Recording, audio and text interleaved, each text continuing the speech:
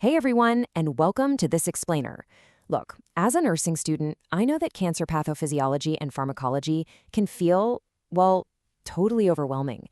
It's a massive topic. But today, we're going to distill all those dense oncology concepts into a high-yield, priority-based framework that is going to get you absolutely NCLEX ready. We're going to break it all down using clear, visual memory anchors so it actually sticks. But first, let's kick things off with a classic test trap. Picture this. A client undergoing chemotherapy reports that their IV site is suddenly red, swollen, and really painful. So, what would you do first? Pause and think for a second.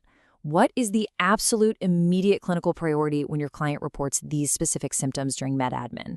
Keep your answer tucked in the back of your mind because we are going to solve this one together in just a bit. All right, here's our roadmap for today to help build up that clinical judgment. We'll cover 1. Core cancer concepts, 2. Priority safety alerts, 3. Oncologic complications, 4. The Mary Jenkins case study, and finally 5. A rapid NCLEX recap. Okay, let's jump right into section 1, core cancer concepts. To really get this, we need to chunk down the pathophysiology of how cancer actually develops and spreads at a cellular level. Because, honestly, understanding the why makes memorizing the what so much easier. It starts with normal cells, but then, whether it's from inherited traits, errors in cell division, or environmental factors, things start to shift. We see hyperplasia, which is just an abnormal increase in the sheer number of cells. That then progresses to dysplasia, where the cells actually start looking physically abnormal.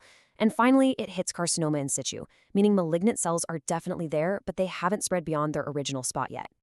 So how do those rogue cells survive and spread? One word, angiogenesis. You've got to remember this mechanism for your exams. Normally, damaged cells just undergo apoptosis, right? Programmed cell death. They take themselves out.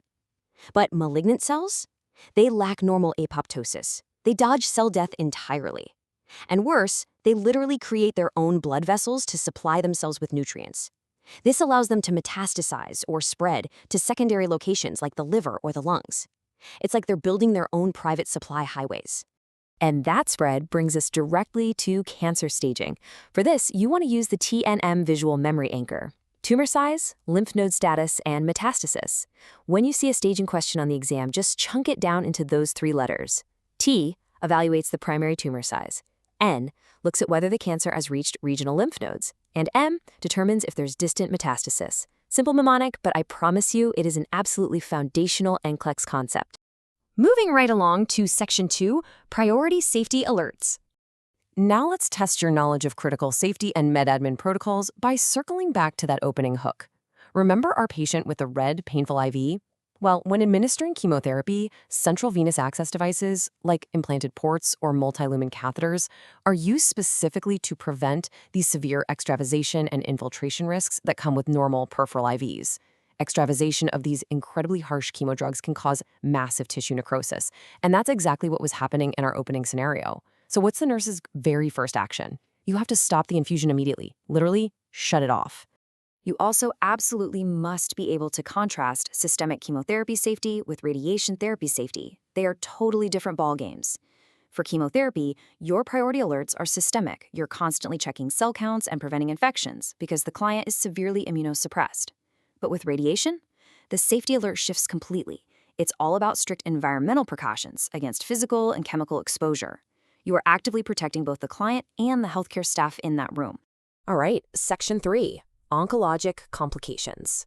For this part, we need to focus heavily on pattern recognition for high-stakes emergencies. Be ready to identify major complications. We're talking tumor lysis syndrome, superior vena cava syndrome, spinal cord compression, hypercalcemia, and SIADH, which causes severe water retention and dangerous hyponatremia. The test is going to describe symptoms, and you have to recognize that these aren't just your standard expected side effects. No way. These represent life-threatening physiological shifts that require immediate nursing intervention and provider notification.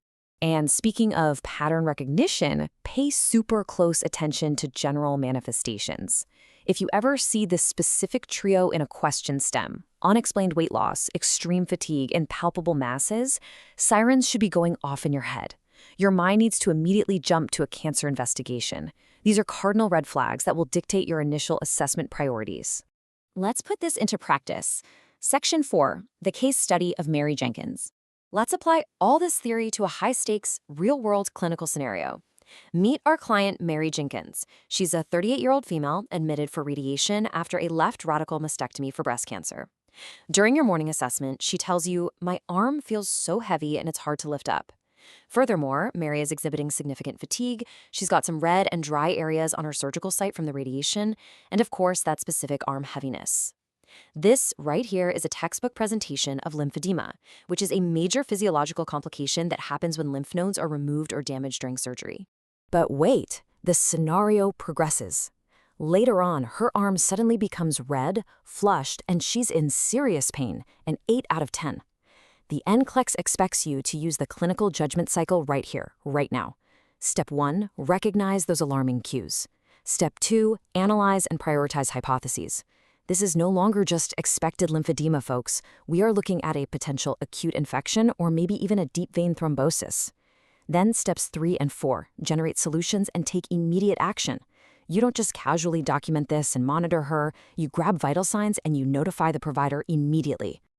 We're almost at the finish line. Section 5, Rapid Fire NCLEX Recap. Let's synthesize what we've learned so it really sticks. Here are your visual memory anchors to take away today. Remember the cellular progression from normal all the way to carcinoma. Use the TNM staging mnemonic. For chemo, your brain should automatically go to extravasation risk and monitoring cell counts. For radiation, think strict environmental safety. Always prioritize those oncologic emergencies. And finally, assess immediately for lymphedema post-mastectomy. Master these chunks of info, and you are going to navigate oncology questions with total confidence. Before we go, I want to pivot just slightly from the hard science. I want to leave you with this provocative reflection question.